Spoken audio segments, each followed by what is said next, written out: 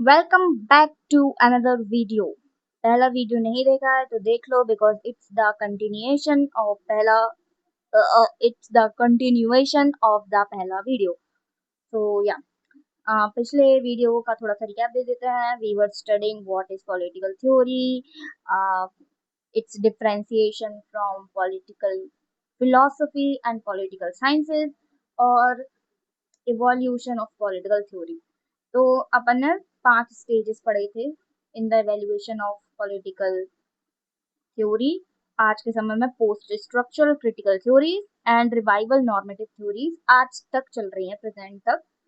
इससे पहले behavioural, modern, classical, ये सारी चीजें हम पढ़ चुके हैं पहले ही वीडियो में। 20 मिनट का छोटा सा वीडियो था।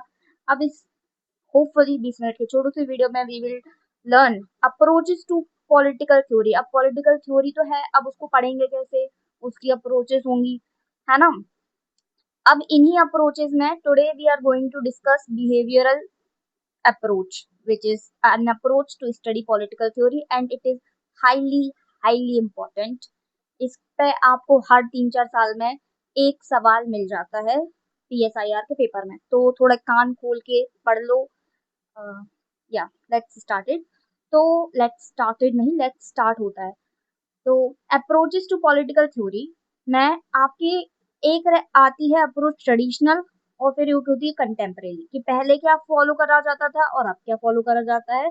और एक और सेट ऑफ अप्रोचेस रहती हैं, that is empirical versus normative.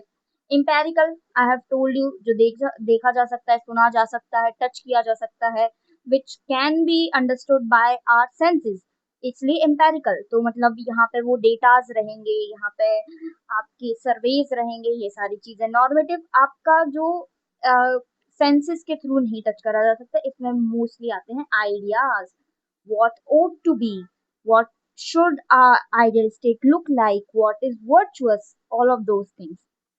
Okay, अब थोड़ा सा अपन देख लेते हैं कि ट्रेडिशनल अप्रोच अगर अपन फॉलो कर रहे हैं तो क्या रहेगा। जो ट्रेडिशनल अप्रोच हुआ करती थी पॉलिटिकल फिलोसफी में, उसमें फॉर्मल इंस्टीट्यूट्स पर ज्यादा फोकस किया जाता था, नॉर्मेटिव मेथोडोलॉजी रहती थी। ओके, नॉर्मेटिव मेथोडोलॉजी मतलब व्हाट ought to को ज्यादा देखा जाता था, what ought to philosophical reasoning देखी जाती थी, और हिस्टोरिकल एनालिसिस किया जाता था।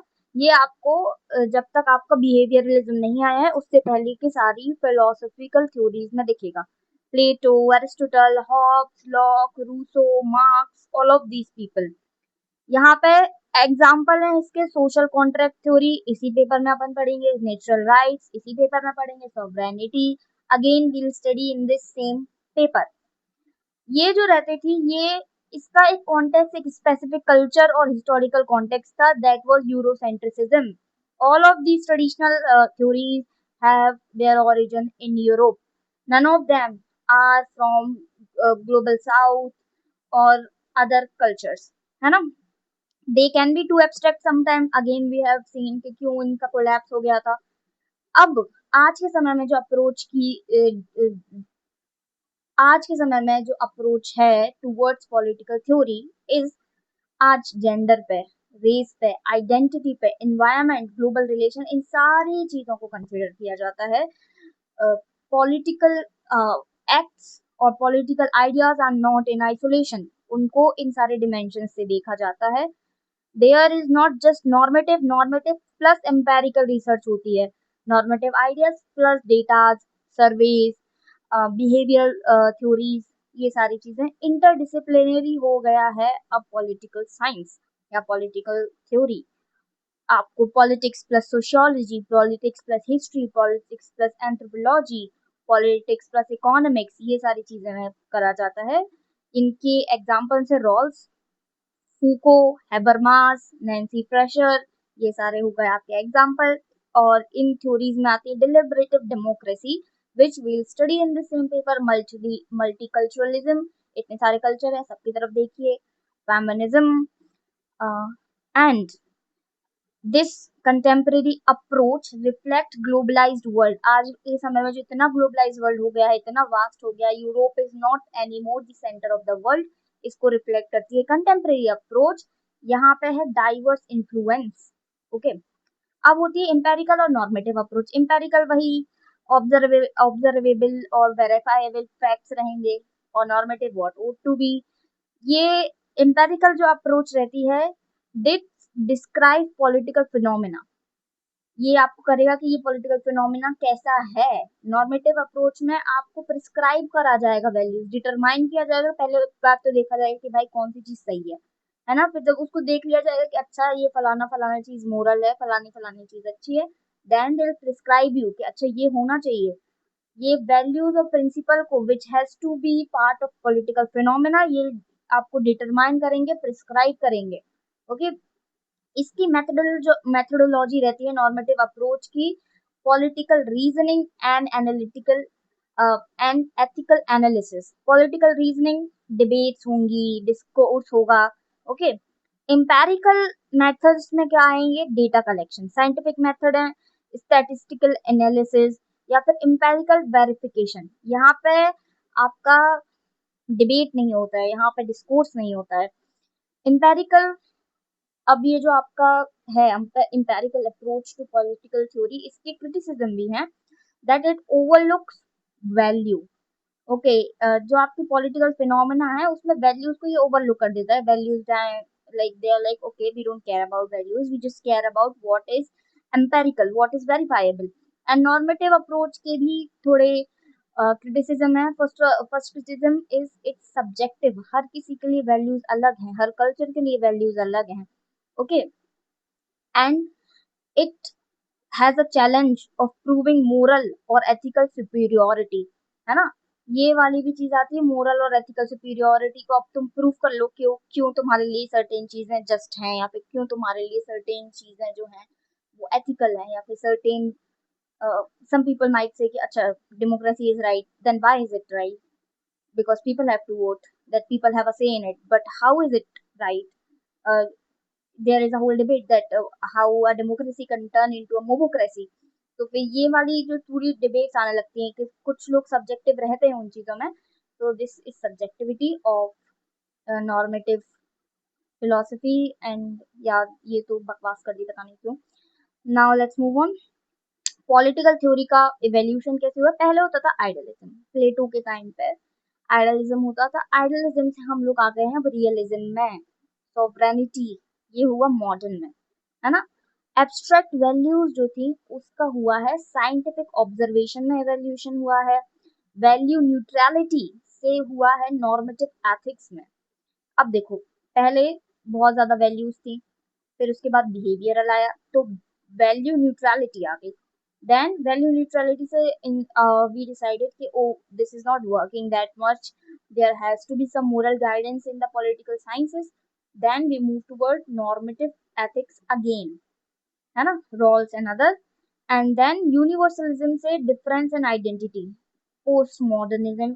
और यूनिवर्सलिज्म से वी मीन यूरोसेंट्रिसिज्म। यूरोसेंट्रिसिज्म मतलब यूरोपियन वैल्यूज को हर चीज से थोपना।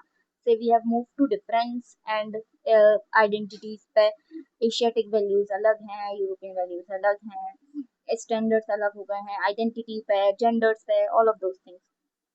So let's discuss contemporary approaches. First, behavioral theory. This theory emerged in mid 20th century. ये क्यों आई थी, जो ट्रेडिशनल अप्रोच है उसकी लिमिटेशन के रिस्पॉन्स में आई थी, है ना। जो आपकी ट्रेडिशनल अप्रोच है, it relied heavily on normative theories and historical analysis, historicism कहते हैं इसको।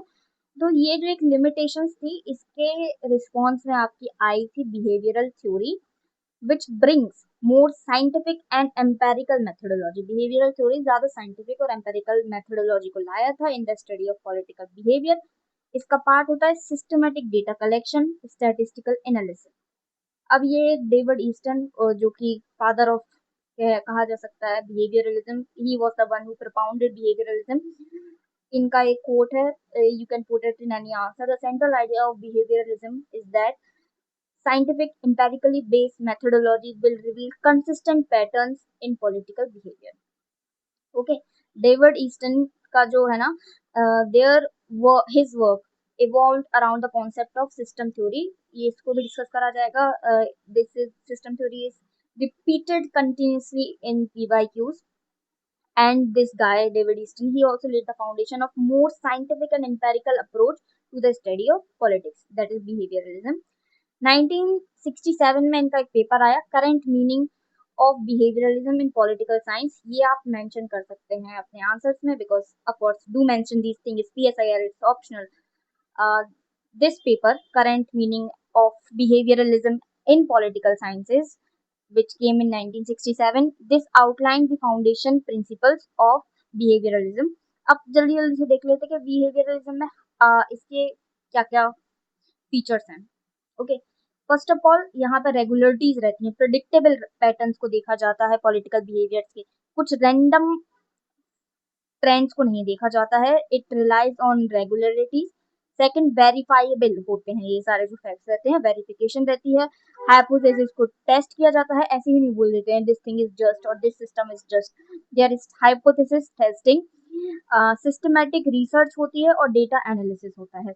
देन इसकी जो टेक्निक है, it is very rigorous scientific method. Data collection और एनालिसिस के लिए बहुत रिगरस साइंटिफिक मेथड है, जैसे कि survey, experiment, statistical data. Then 4, quantification.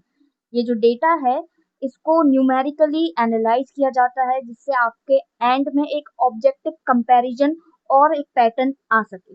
Okay, and गोल क्या है? Objective comparison and identify a pattern through data which is numerically analyzed.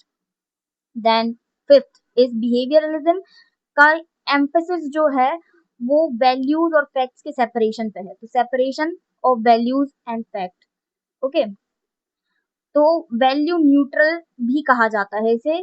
जो आपका बिहेवियरलिज्म है, it's value neutral scientific inquiry.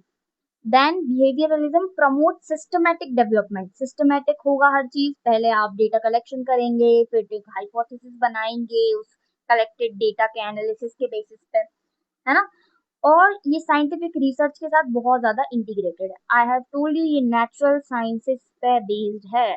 Physics, chemistry, biology, mathematics, जहाँ पे पहले एविडेंसेस लिए जाते हैं, देन उस एविडेंसेस के बेस पे एक हाइपोथेसिस दी जाती है. That is the basis of behaviouralism. We are replicating the same method in political science. तो ये 6th हो गया कि यहाँ पे सिस्टमैटिक डेवलपमेंट होगा. 7th है इंटीग्रेशन. यहाँ पे इकोनॉमिक्स, साइकोलॉजी, सोशियोलॉजी, एंथ्रोपोलॉजी, इन सब का इंटीग्रेशन करके आपको एक बहुत रिच अंडरस्टैंडिंग दी जाती है पॉलिटिकल बिहेवियर की.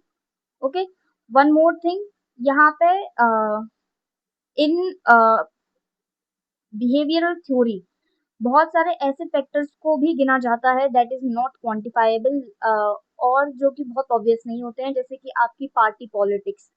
That will learn in the next slide, not slide, in the next few seconds. तो या सिग्निफिकेंस क्या है अब आपका बिहेवियरलिज्म का? It's a major shift in political science. Normative से एम्पेरिकल का शिफ्ट हो गया है अब, है ना. यहाँ पे ऑब्जर्वेबल पॉलिटिकल बिहेवियर को देखा जाता है इंडिविजुअल में, जिसमें स्टैटिस्टिकल एनालिसिस, सर्वेज हैं, पॉलिटिक्स की सिस्टमैटिक और क्वांटिफाइबल वे में पढ़ा जाता है. यहाँ पे वोटर बिहेवियर को भी देखा जाता है कि वोटर बिहेवियर जो है वो आपका social economic background, personality trade, media influence और कॉग्निटिव बायस, इन सबसे इन्फ्लुएंस होता है. सिर्फ आइडियोलॉजी को नहीं देखा जाता है, ये भी देखा जाता है कि उसका बैकग्राउंड क्या है, उसमें ट्रेड्स क्या है उस इंसान में, मीडिया का इन्फ्लुएंस कैसा है, कॉग्निटिव बायसेस. यहाँ पे नॉन रेशनल बिहेवियर्स को भी देखा जाता है. नॉन रेशनल बिहेवियर्स इम्पोर्टेंट, मैं भूल गई थी. ओके, ये नॉन रेशनल बिहेवियर क्या है कि भाई हर बार जो आपके वोटर्स हैं वो रेशनल एक्ट नहीं करेंगे. For example, if I am a person one and I am supporting से कांग्रेस और बीजेपी, तो इट इज नॉट पॉसिबल, नहीं, नॉट पॉसिबल नहीं, it is not true every time that my decision to support Congress or BJP is rational. Sometimes you support a party because of very irrational reasons also. तो यहाँ पे आ जाता है party identification. Okay, ये behaviourism में है, जहाँ पे आपकी बहुत डीप रूटेड साइकोलॉजिकल ओरिएंटेशन हो जाती है एक पर्टिकुलर पार्टी या फिर एक पर्टिकुलर आइडियोलॉजी से, without without any rational thinking और रैशनल एनालिसिस. तो यहाँ पे नॉन रैशनल बिहेवियर्स को भी काउंट किया जाता है. एंड एक बिहेवियरलिज्म का एक बहुत बड़ा सिग्निफिकेंस है, it has expanded the scope of political culture, है ना, क्योंकि यहाँ पे कंपैरेटिव स्टडीज हो रही हैं आपकी एंथ्रोपोलॉजी, साइकोलॉजी एंड इन सारी चीजों को मिला के एक तो इंटरडिसिप्लिनरी बना दिया गया है, and there is also comparative studies कि एक कंट्री को दूसरी कंट्री से, एक आइडियोलॉजी को दूसरी आइडियोलॉजी से, इन सब से कंपेयर करके they have expanded the scope of political culture. Who are they? मतलब behavioralism, not they. Behavioralism, this ideology. Okay. अब फिर भी डिक्लाइन तो हुआ इसका, तो डिक्लाइन क्यों हुआ? क्योंकि ये जो बिहेवियरिज्म है इसके खुद इंटरनल क्रिटिक्स हैं। पहली बात तो है ओवर क्वांटिफिकेशन है इसमें, है ना, बहुत नैरो फोकस है, ये क्वालिटी को बहुत बार ओवरलुक कर जाता है कि एक पॉलिटिकल लाइफ में it's not just about numbers, it's about morals, it's about philosophy also, it's about ethics. फिर नॉर्मेटिव क्वेश्चंस को जब आप बहुत ज्यादा ओवरलुक कर देते हो ना, तो आप जस्टिस, डेमोक्रेसी, गुड लाइफ, इन सारे क्वेश्चंस को आंसर ही नहीं कर पाते, you outright just ignore them. You don't it's not like you don't want to answer those questions, you are ignoring them, you are not even uh, treating them as questions. That was the problem with behavioralism. थोड़े समय के लिए political science was not even concerned with what is justice, what is democracy, what is good life for citizens. Then एक specific methodology है उस पर आपका बहुत ज्यादा रिलायंस हो गया है, तो आपका रिसर्च का स्कोप बहुत कम हो गया है ना, आपका सिर्फ एम्पेरिकल मेथोडोलॉजी पे अगर रिलायंस है, इन ड्यू टू दैट आपका रिसर्च का स्कोप बहुत कम हो गया है, अंडरस्टैंडिंग का स्कोप बहुत कम हो गया है। एक पॉलिटिकल जो फिनोमिना है उसको सिर्फ आप एम्पेरिकली नहीं समझ सकते हो। And then there is rise of post behaviouralism. Post behaviouralism खुद डेविड ईस्टन ने ही, David Easton himself realise that okay this behaviouralism thing is not working, so he himself developed post behaviouralism, है ना, जहाँ पे पॉलिटिकल थ्योरी है it is returning to broader questions, जो broader concerns हैं उनकी तरफ इसका रिटर्न होता है। This was done by David Easton himself, जहाँ पे रेलेवेंस, एक्शन ओरिएंटेड अप्रोच ली जा रही है अब, क्योंकि अभी तक सिर्फ आपका एम्पेरिकल डेटा है, अब यहाँ पे रेलेवेंस और एक्शन ओरिएंटेड अप्रोच भी आएगी, है ना, क्योंकि पोस्ट बिहेवियरलिज्म जो है ना उसका एक क्रिटिक था बिहेवियरलिज्म की का कि ये बहुत ज्यादा डिटैच्ड है रियल वर्ल्ड इश्यूज से। Okay, emergence of new paradigms. अब अगेन यू हैव सीन कि कैसे कैसे न्यू पैराडाइम्स आए हैं, post structuralism, feminism, post colonialism, जो इंपेरिकल डेटा के साथ साथ पावर, लैंग्वेज, जेंडर, इन सब पर भी एम्फेसिस डाल रहे हैं। एंड अगेन वैल्यू न्यूट्रलिटी की तो है ही क्रिटिसिज्म, अगर आप वैल्यू आप you don't decide what value you support or what morals you support or what is right or what is wrong, this can lead to a lot of problems in the society, है ना, जैसे Martha नुसबम का एक है, not not Martha नुसबम, हनाहा errant का एक coat है that बहुत सारे लोग जो evil काम करते हैं, they are not the people who are evil themselves, they are the people who can't decide whether to support good or whether to support bad, they are just indifferent to these values. तो ये चीज आपकी post behaviourism के साथ भी है, when you become indifferent to values, morals, ethics, they this can eventually lead to a very evil system, है ना। और इंटरनल क्रिटिक्स तो आ ही रहते मेथोडोलॉजी के लिए कि भाई आपको मेथोडोलॉजी जो है बिहेवियरलिज्म की उसको अब थोड़ा प्लूरल बनाना पड़ेगा, there can't be a single methodology. So decline quantification के कारण, बहुत नॉर्मेटिव क्वेश्चन को इग्नोर इग्नोर करने के कारण, एक स्पेसिफिक मेथोडोलॉजी से आपका you can't understand the political phenomena fully, then post behaviouralism का राइज हो गया, देन बहुत सारी न्यू पैराडाइम्स आ गए, this was the fifth reason for decline. Sixth reason है value neutrality and seventh reason है इंटरनल क्रिटिक्स। ओके, अब बिहेवियरलिज्म के ही अंदर एक आ रहा है सिस्टम अप्रोच। अब ये थोड़ा ध्यान से सुन लो, ये अच्छी सी चीज है, ये डेविड ईस्टन ने ही डेवलप करी थी, ये पोस्ट बिहेवियरल रिवॉल्यूशन के टाइम आ रहा था। ओके, अब इसमें क्या है ना यहाँ पे पॉलिटिकल साइंस को आपका मोर साइंटिफिक एनालिसिस और प्रोसेस एंड फंक्शंस की तरफ देखा जा रहा है ना। Like they are trying to see political science from a very scientific lens, जहाँ पे पॉलिटिकल साइंस को प्रोसेस एंड फंक्शंस की तरह देखा जा रहा है। ये बायोलॉजी की जनरल सिस्टम थ्योरी जो है उससे बहुत ज्यादा प्रभावित था, है ना। This system theory sees politics not just a set of institute के, ऐसा नहीं कि लेजिस्लेचर जुडिशरी और एग्जीक्यूटिव है बस, they see it as dynamic system जो अपने अंदर इंटरेक्शन कर रहा है लिविंग बीइंग की तरह भी है। ये जो पॉलिटिकल सिस्टम है it is like a living being. Okay, ये this system theory it tries to answer कि एक पॉलिटिकल सिस्टम है वो अपने अंदर इक्विलिब्रियम कैसे मेंटेन कर रहा है अपने इन्वायरमेंट के with in. This is the central question, how is a political system maintaining equilibrium with in its environment. यहाँ पे आ जाता है इनपुट आउटपुट मॉडल। यहाँ पे डेविड कह रहे हैं कि पॉलिटिकल सिस्टम जो है ना उसका एक यूनिक फंक्शन है। Okay, that function is authoritative allocation of values in the society, है ना। ये याद रखो, अगर सिस्टम थ्योरी आ रहा है you need to put this thing in your answer, authoritative allocation of values. कि जो सिस्टम है आपका उसके अंदर सोसाइटी की डिमांड्स आती हैं। जो आपका पॉलिटिकल सिस्टम है ये उन डिमांड्स को कन्वर्ट करता है डिसीजंस में, अथॉरिटेटिव डिसीजंस में कन्वर्ट करता है, जो कि वो फिर सोसाइटी की तरफ भेज देता है। सोसाइटी वहां से फीडबैक देगी एंड दिस सिस्टम कंटिन्यूज, है ना। पॉलिटिकल सिस्टम एक लिविंग बीइंग की तरह है जिसके पास डिमांड आ रहा है और सपोर्ट आ रहा है। डिमांड्स भी है, सपोर्ट भी है, किससे है? सोसाइटी से। And this system takes these demands and support and convert them into policies and send them back to the society। अब ये पूरा सिस्टम देख लेते हैं। पहले इन्वायरमेंट है। Okay, environment social environment, economic environment, cultural environment, national international कुछ भी हो सकता है।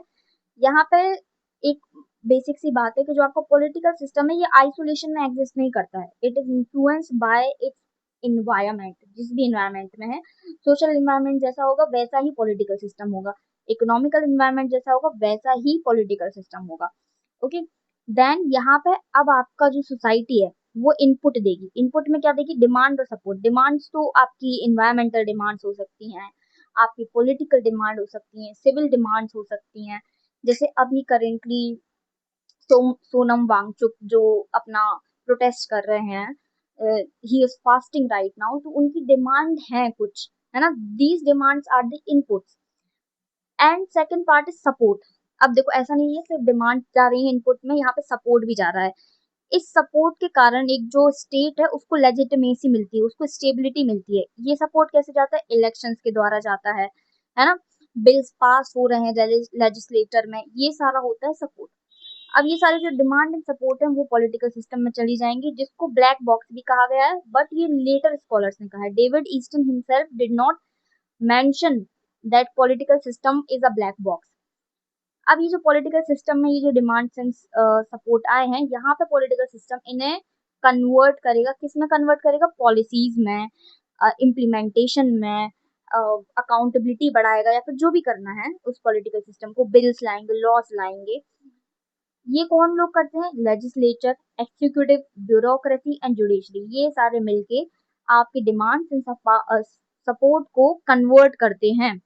देन ये जो कन्वर्जन हो रहा है उसका आउटपुट अब सोसाइटी को दिया जाएगा लॉज में, पॉलिसीज में, गवर्नमेंट डिसीजंस में, गवर्नमेंट एक्शंस में। अब जब ये लॉज और ये सारी चीजें आएंगी, अब फीडबैक भी आएगा। फीडबैक भी कैसे आएगा? लोग अपना ओपिनियन बताएंगे through newspaper, through media, through protest. Elections होंगे मीडिया के थ्रू, प्रोटेस्ट, ये सारी चीजें होंगी फीडबैक में। और अब ये न्यू इनपुट हो गया। अब ये न्यू इनपुट होगा, अब देखो यहाँ पे साइकिल चलती जाएगी। न्यू इनपुट होगा, पॉलिटिकल सिस्टम फिर उसको कन्वर्ट करेगा, फिर एक आउटपुट देगा, है ना। इस सिस्टम का अब थोड़ा देख लेते हैं मेरिट और क्रिटिसिज्म क्या है। मेरिट ये है कि ये पॉलिटिकल सिस्टम को कंटिन्यूस और डायनेमिक प्रोसेस के थ्रू बताता है कि ये जो पॉलिटिकल सिस्टम है ये एक स्टैग्नेंट सिस्टम नहीं है, it is a continuous system and it is dynamic. यहाँ पे आपका इंटरेक्शन बताया जा रहा है स्टेट और सोसाइटी के बीच में, विच इज वेरी नाइस। आपको और दूसरे सिस्टम या और दूसरी अप्रोचेस नहीं बताती हैं। यहाँ पे फीडबैक का इम्पोर्टेंस है and this system approach can be applied to different political system irrespective of the country, irrespective of the ideology, irrespective of the nature of citizens.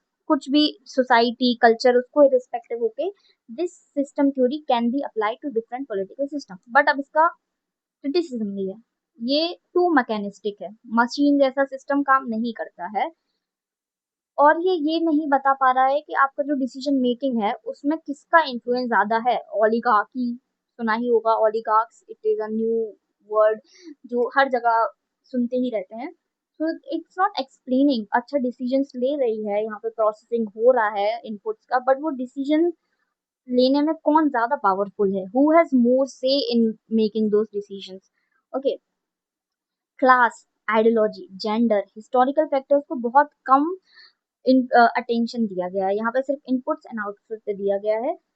Then conversion process जो है वो भी तुम्हारा अनएक्सप्लेन्ड है कि अच्छा इनपुट्स कैसे जा रहे हैं ये बताया, सपोर्ट कैसे जा रहा है ये बताया, डिमांड कैसे जा रही है ये बताया, बट ये नहीं बताया कि जो सिस्टम है, पॉलिटिकल सिस्टम जो कन्वर्ट कर रहा है इन डिमांड्स एंड इन इनपुट्स को आउटपुट्स में, उसका जो प्रोसेस है इट इज रिलेटिवली अनएक्सप्लेन्ड.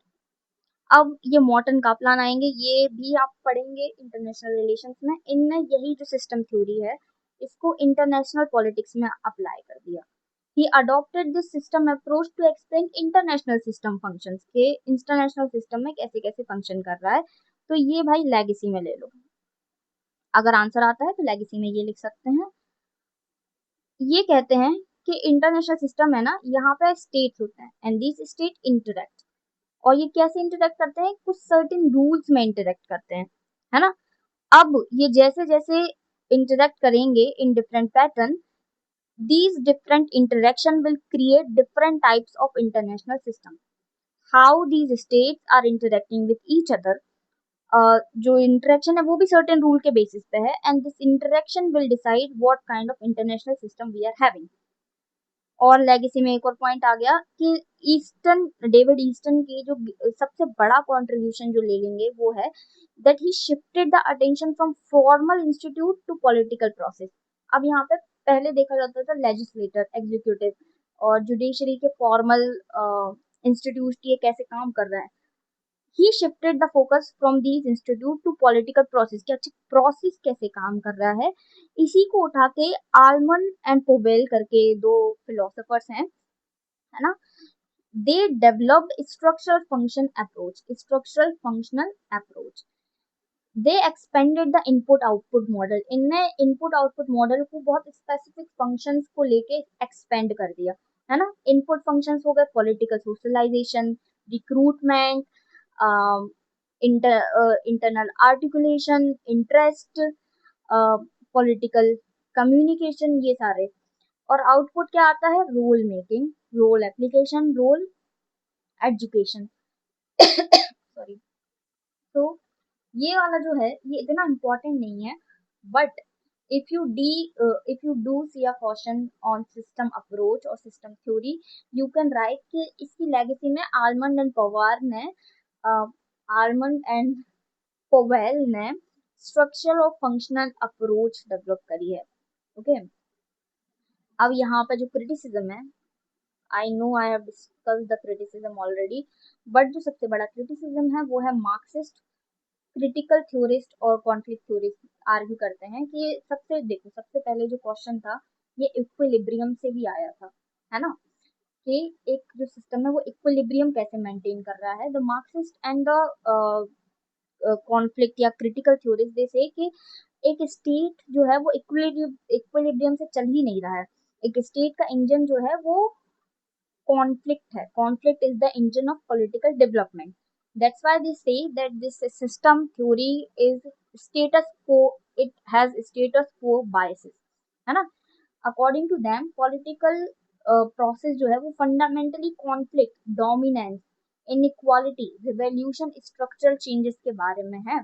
तो ईस्टर्न जो assumption ले रहे हैं कि political system naturally एक इक्विलिब्रियम को अडॉप्ट करना चाहते हैं, that is itself is wrong.